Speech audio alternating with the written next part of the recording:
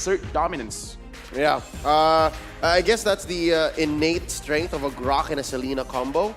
And a Cho. This is a throwback, actually, right? Rarely do we see Grok and Selena together these days because you would usually see the Selena in the roam position. So, yeah, I agree completely that they should have shocked and awed Blacklist and threw them back into a meta wherein the heroes and just the mindset of how teams play today are put into question. But just the same, you have players from that era. 2019, 2020, early 2020 is when you would see a lot of Selena and Grok. But looking at this lineup from Blacklist, oh my Venus, Wise, even Haji and Coach Bonchan, they lived through that. Absolutely. So I'm guessing they were just used to that they knew how to answer back, and it just wasn't in the cards for BTK. Game number 2 is another chance to reset though. For sure, and that's the thing, right? I feel like they had the strategies, they had the mechanics, but they didn't have the execution up until that end stage. You can't play slow with those two heroes, like you mentioned. That is a one-dimensional way. The reason we don't have the Selena and the Grok nowadays is because that mid control is just so crucial, not for the KP, but for the wave control, the wave pressure. But now we see a different BTK already going in for that Yves pick up in Game 2's draft. Blacklist will respond with the Beatrix. This is the hero that you want to contest away, take away from Oheb, because you all know how crazy this man has been. Remember, Oheb right now still with a very high win rate on that Beatrix, 100% with Clint, by the way. Okay, hold on. Right now, looking at the draft, right? Are they going to do a switcheroo? Because right now, Blacklist, they already have 2 heroes coming in from the side of Blacklist, but this time, BTK, they secured Yuzong for themselves. And this is my personal opinion. This could be a decision coming in from White Chicken where he's like, guys, the Beatrix is good, the Beatrix is great, but I'm not feeling her today because he looked good on the Esmeralda. Will this be a draft where BTK is like, yeah, we're going to put very heavy heroes on the side lane and going to put everything on the Mobile Zane? Because just now, White Chicken, he was destroying the turrets, but he just could not have the position to actually deal damage against players of Blacklist International. There you go. I was about to say it. They need something like the Lunox into that side lane. There are no marksman right now that can win the lane against the Beatrix. Remember how Blacklist likes to play. They babysit Oheb. So one of the self-sufficient gold laners, it has to be that Lunox. Not bad, because Lunox on White Chicken sitting at 75% win rate, over 4 times played in M3. Now, I love what you guys brought up. Lafel, you said that maybe BTK this time around, they go ahead and decide to play for Mobile Zane again, because in Game 1, yes, they tried to spread out the roles. They tried to spread out the responsibilities. Didn't work out. It was a little too complicated. So I'm not sure if I completely agree with it, but we're going to see, because Blacklist, they're not letting anything through. Where we're seeing classic Blacklist here, and their favorite is to divide and conquer. It's an Ube strat that makes sure that if someone is off kilter, if someone is separated, they will punish and just slowly slow roll into that victory. Right now, looking at the draft from the side of Blacklist, they see an EXP laner, they see a mid laner, and a Lunox probably going into the gold. So Blacklist, they have an easier time in terms of banning. Now they can ban both Shark as well as Mobile Zane. And right now, they have... Do they want to ban out the Saber? He only used it once, but I feel like in this game, it's kind of okay. Yeah, the Saber here will not do as much because there's no Beatrix. Yeah, I feel like, the thing is, in this game, they need someone with just huge damage output for that physical side. Saber, Roger? yes, he is, that's what I'm trying to get to, the marksman in the jungle, right? Either the Roger or, gonna be banned away here. Granger is the only option. Without the Granger, perhaps the Bauman, but whatever right now, they need a physical damage dealer. They already have huge magic damage with the Lunox and the Yves. They need to balance it out, because if not, it's gonna be very easy for Blacklist to itemize against it. And remember, that Saber worked out against the Ube strat. This Blacklist, they haven't been playing the Ube strat. They've been playing like normally. Yeah, it's Ube 2.0. It's the next level. 2.0. It's the ultimate laning experience. Sure. They added a few ingredients in there that even the agents are finding hard to name. Like, honestly, we're so good back in MPLPH giving nicknames to things. I don't know, like we don't even know what the Bane Eve combo is called, right? So now, going into this second phase of the draft. Space Shark. The what? The Space Shark. The Space Shark. Okay, give me time. I'll think of something as well. We do not have anything for Wise just yet. We're leaving Wise open. That's definitely Edward Lapu Lapu. Granger again for BTK. I mean, I did say I wanted to see a marksman. I did say I wanted to see this kind of style.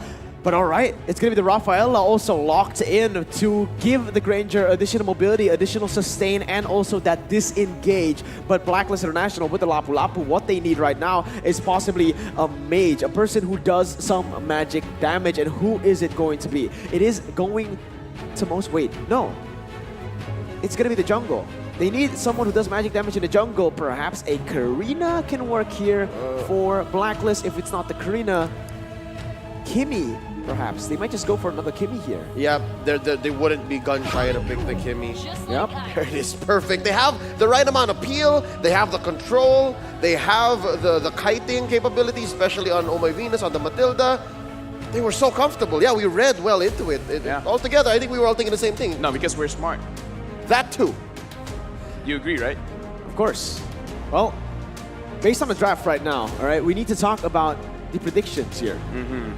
Two very solid drafts with very, very distinct win conditions. What are your thoughts? Right now, what I'm thinking, looking at from the side of BTK, it is a more easier draft to actually pull off. However, in this kind of game, Granger is not really working well with the rest of the team because Eve, she's quite okay at level 4.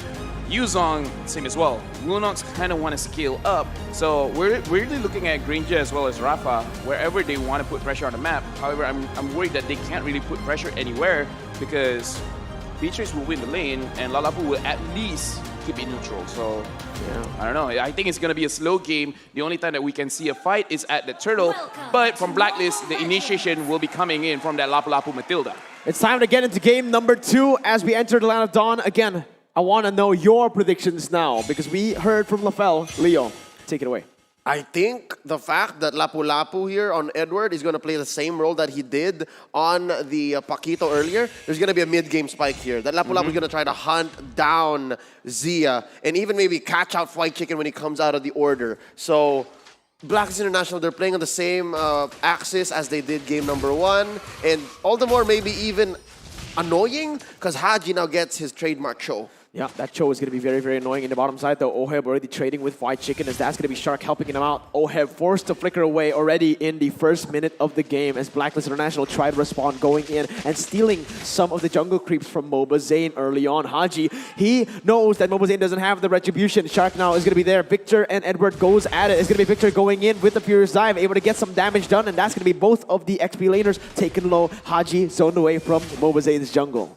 Right now, Haji is basically 1v2ing. He's making sure that Bomazane as well as Shark, their rotations are going to be slow, and this will make BLACKLIST International scale much better coming into this the next turtle fight.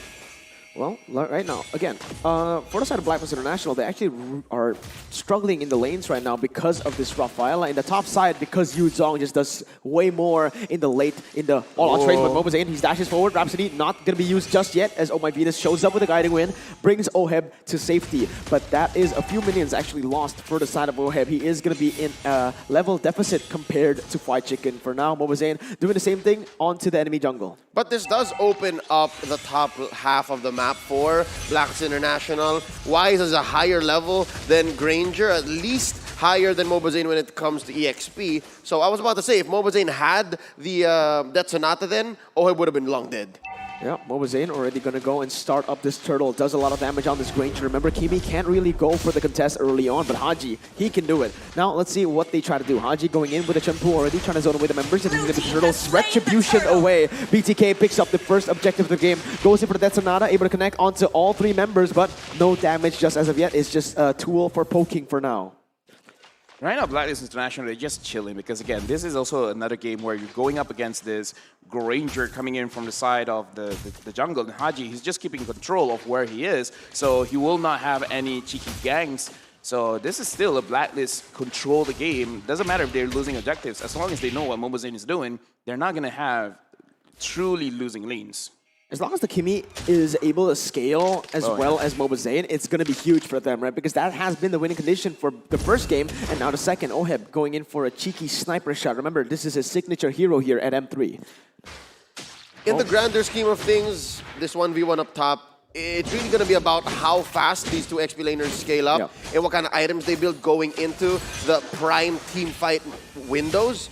So, yeah, looking where Victor's going to go here, he's slowly building up, I believe, into a Bloodlust Axe first, or into the War Axe. And then for Blacklist International, you're looking at Edward. He's going for the War Axe first. Oh, Wise will be able to take away the orange buff, but look at how BTK is roaming, rotating around the map. They're going to go for that jungle creep. It's going to be Edward jumping in with the Bravest Fighter, unable to connect. It's going to be Flicker coming in and connecting on a Mobazane. Now, look at the Jake Kundo and the real world ablation. Haji goes over the way the Dragon, able to connect on a Mobazane as he gets taken down. First blood by Razor already. Victor trying to look for a trade right now in a 1v4, goes and dives in. Actually, he gets Wise. What is this? It's going to be Victor picking up a 1v4 kill, but he's going to fall in the process as well. A 2-for-1 trade. Venus going in all the way under the turret, trying to get the kill onto Zia. Will be able to bow down to the Queen. Blacklist 3-1. Does so. It's going to be Matilda Air Force this time around, as you can see. She has the Impure Rage. Matilda is rocking a lot of firepower this time around. And what made this trade up top amazing for Blacklist International is there's immediate trade. There's immediate conversion into that Outer Shield Ender turret. That's the crazy thing about trades, because you're fighting against Blacklist International, and they have OHAB using this. White Chicken's going to get attacked. Wait a minute, Brilliant's still there. Will the Rafaela be able to snipe? Oh my god! Wise! What was that? The predictions, the timing, perfection for Blacklist. I'm pretty sure even Wise was like, you guys saw that? I'm sure you guys saw that. That was pretty sick. Predicted. That was a TikTok play, man.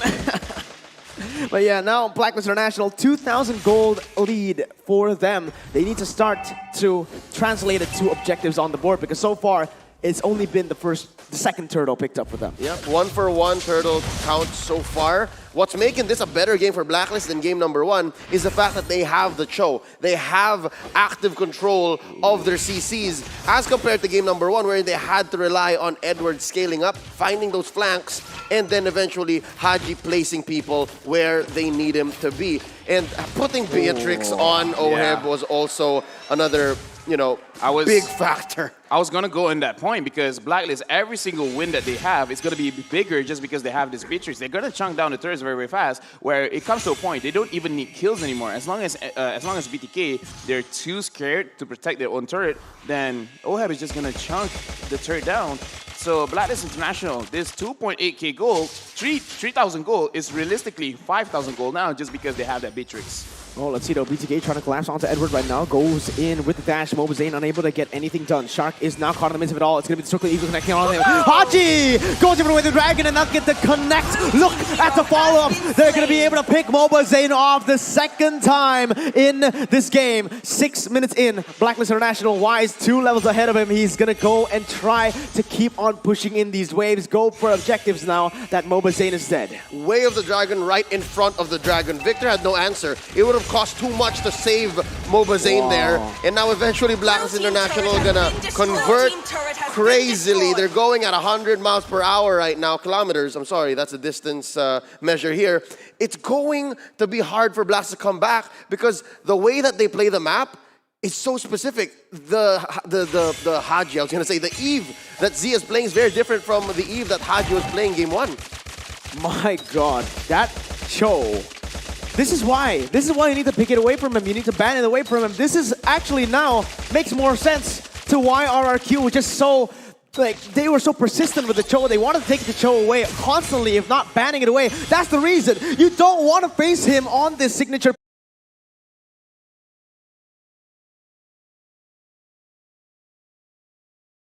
pick. Yeah, looking at itemization right now, OHEB again, he has that Blade of Despair, so he's going to hurt a lot. I feel like it should be a few, maybe just 1 minute off, but OHEB is going to have that Demon Sword, and once he has that, he basically will be able to join his team for team fights. He doesn't have to stay at the lane for too long.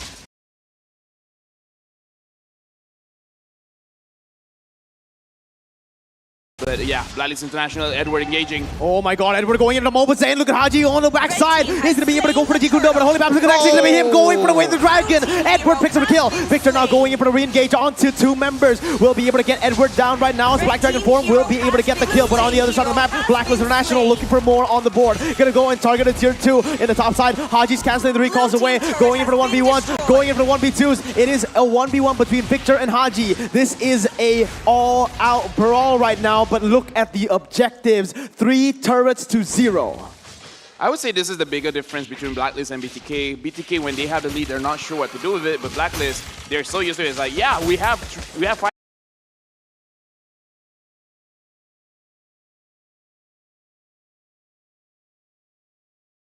we're gonna make it feel like 10,000. Oh, this is disgusting. Look at how they're suffocating their opponents right here. They're playing this.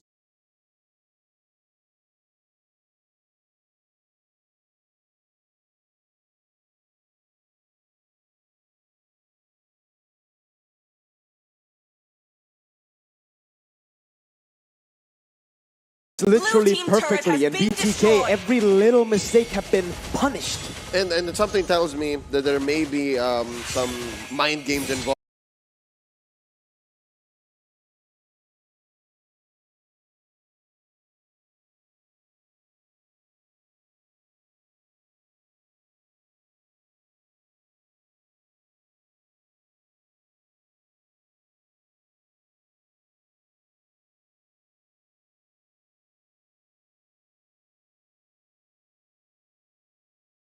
Now they're putting so much pressure on Mobazane. They know that when BTK is back on the ropes, they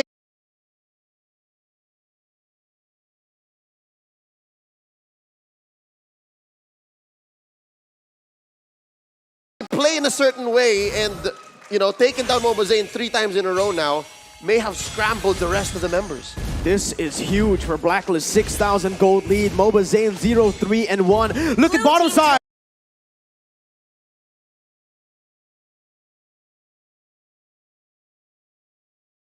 Edward going in aggressively onto Mobazane, not showing respect. This is what they need to do. Just constantly pressure this man. If anything, this might be the whole respect, because Edward, he can go elsewhere. He can join 5v5s, but instead, he's keeping Mobazane down. So this is how much they respect Mobazane. This is how much they know how important his shot calls are. Haji going in very aggressively. He's going to be the detonator connecting right now. Flashbacks to the game when Blacklist got taken down by BTK. The comeback is still very much possible, although the chances are getting lower and lower by the minute. Yeah, and actually what a gold harder on the point. Oh my Venus getting caught out. Yeah, there you go. There you go. That's what I'm trying to say. Edward jumping in with the Bravest Spider is not going to be able to get anything. That's going to be turnaround for BTK. Look at Wise though. He does so much damage onto the backside. Zio will be able to poke Wise a little bit. Mobazane, does he want to connect onto this? Does he want to go for the fight? The Lord has spawned. Haji as well. A 2-for-1 right now. And look at that damage. Half HP taken out just by that one ultimate. Maximum charge, point blank almost. Oheb though,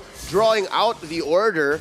Almost disastrous timing for the side of Blacklist for BTK to come back with a team fight, because they almost missed out the window on this Lord. At least they're fine. This right now is their last chance to get a free Lord, because once it becomes luminous, BTK will be back on the map. Look how quick this is. Huge pickup for the side of Blacklist International, but BTK, they don't stay quiet about it. They will take one turret for it. Sure, not the optimal trade, but it is still a good one right here, as they can't look for anything on the board. Shark is still going to be able to dodge away. Circle Eagle all the way to the backside. It is going to be the flicker saving Shark, but for how long? Edward is still chasing him down. It is going to get him out, and that is a trade, a turret for the Lord. I'm sorry for all Blacklist International fans, but I have to remind everyone of the nightmare that Blacklist, if they go a little bit too hard on the engage, because we have to remember, when they go in with this Matilda, and then suddenly they all just get kited out with Mobazane on this Granger, then BTK, they can't win a team fight. So yes, they are ahead, but they still have to be careful. They still have to show respect, not to go overzealous on the engagements. Oh, the Filipino sniper going at it on the turrets. This is insane.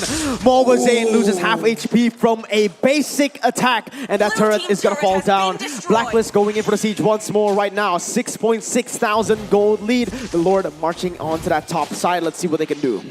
Oh! The snipes, and Edward pulls the trigger. Bravest Spider on the backside, going in for the stun. Is going to be able to connect on the Mobazane right now. But look at the re-engage. Victor pops in Black Dragon form. Edward's going to get taken down. The Lord is going to be next right now, as Victor is still able to make himself safe. Into the base he goes. BTK on the defense. Chuck's going to get taken very low. The Bruce passion of White Chicken! What the heck? He jumps in for the Blitz order. Able to zone 3 members away from the inhibitor. And BTK have done it. They've defended, but they've lost 2 inhibitors. That move, oh, that move almost killed 3 of them. Let's look at itemization from White Chicken. He already has the Clock of Destiny, Lightning Tarantula, as well as the Holy Crystal. When he engages with that Chaos Brilliance, it hurts. Speaking of hurting, Victor over there is like, I don't want to get shot. Stop that. He's reeling from the maximum charge. Yeah, and as you can see from the itemization here, actually, they don't have a whole lot of magic defense, and that is going to hurt them in the long run. They've actually opted to go for that physical defense first. Obviously, Y is, but still, Wise is going to be able to crack that defense open. Let's see right now. Edward jumping in with the Raven Slider. Shark is still a bit of kind of way. It's going to be Edward taking very low right now. All of the damage coming out from this side of Blacklist and BTK, but 4 ultimates to only 2. That is the thing you need to look at. Slowly, that's what Blacklist International has learned in the past 2 team fights, wherein they were somewhat punished. They lost a lot in efforts to take down these inhibitors, but right now, that kind of pattern, that kind of movement from BTK that, oh, look, we can catch 1, we can catch 2, let's go all in. All the greens go away, all the dots. They still need to respect White Chicken, though. He can still pull off a Ruby DD. Conceal coming in. Oh, look at that. Oheb going in with the snipes. Haji is right there. The Conceal is there. Mobazane gets taken out to half HP as Blacklist International look for the siege once more. Oheb just being Oheb, going for the snipes. The Filipino sniper chunking at the base. 1 more shot is all he needs, but he is going to go back. He's going to wait for the mini waves as they control that purple side. Right now, looking at BTK, they are looking for an opportunity. The flicker is almost out for White Chicken. He might re-engage. Oh my god, look at the damage coming in. It's going to be Oheb forced to back away. Victor now going for the re-engage all the way to the backside. Going to be able to cancel it against BP. Oh! The Holy Baptism canceling away as Edward will be able to flicker out of that one. A 1-for-1 right now. It's going to be the tag and the XP laner taken away. But look at Wise's damage at this point of the game. I feel like that could have been coordinated better, especially as I was calling it. White Chicken, his flicker was coming up, and sure, he looked like, okay, this is a good opportunity for me to go in, but I feel like the rest of the team was not really at the same time, kind of thought, you know? BTK, looking at the damage, they can come back from this game. So I have to remind everyone, Blacklist, be careful. When you engage hard with the Matilda, you can't stop midway. You have to commit. And when you commit, you got to make sure that you kill them off, because if you don't, they will bite back. Oh my god, half HP! Oheb almost sniping White Chicken down, but look at Edward. Edward! He does it with Raven Slider. The combo wombo starts now. Victor pops into Black Dragon form to be able to do some damage, but it's going to be Haji going for away the dragon. Mobazane getting caught, but he's still able to kite away, and this is the turn. Look at that. Victor's still able to survive. Venus goes for the Victor, and he still lives! What is this? BTK gets 1 for 0. The hesitation on the side of Blacks International, the fact that their peel was elsewhere in the team fight, made sure that Oheb and Wise were zoned out. So that's the reason why BTK got a free kill on Haji, and they were not able to get the return fire on the Mobazane and Zia. So again, I think one key win here is off of Shark. Shark places his allies so well, and now that's a 5v4 advantage on the Lord. Right now, let's see what's going to happen right now. Edward still has the Raven Fighter. Is he going to be able to go into the backside right now? But Mobazane is cutting away really, really well. Oheb going to get the pick off onto Victor right now as Edward just goes in 1v4. Look at the damage coming in. It snipes from Oheb. Able to pick up a kill onto Shark, but look at the damage coming in as well. Real world manipulation zoning Oheb away, but the base has been cracked open. BTK now losing the Lord, losing the fight. What can they do to defend? Mobazane very low. White Chicken going to get taken down. Want to make a kill picked up by YZ. Is so low. Mobazane, he's going to go in for the Rhapsody, but he's going to get taken down. Oheb gets the kill, and look at what they're able to do. Blacklist International goes match points. We got a game here, boys. Blacklist again. Philippines has been unbeatable in this playoffs. However, BTK, they were really close. Looking at the damage, they are looking like they could take it to game 5, but look at Wise. He is pumped up. He's like, this is not going to be a game. It's going to be 3-0. The Blacklist guys over here, they're looking like, you know what? The first time we met, that was a fluke. Ooh. Now we're really going to get, now they're going to push them back home, back to NA. It's looking like an all-Filipino Grand Finals right now, Leo. I'm going to have to shove this to you. Why? I'm not playing. I'm at the desk. I'm just excited, and I'm just impressed at how well Blacklist International dictated the pace here, how well they drew BTK into a place where they're not comfortable.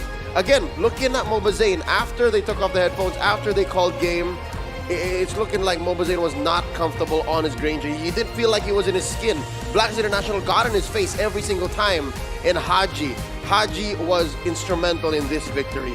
Even game 1. Oh yeah. Even game 1, Haji was the one holding it down. Now in game 2, as the Cho, it's so important. I think our analysts have something to say about that. For sure, man. Oh, Gideon and Wolf, I hope you're ready for this throw because that is a lot of analyzing you guys need to do. It's time.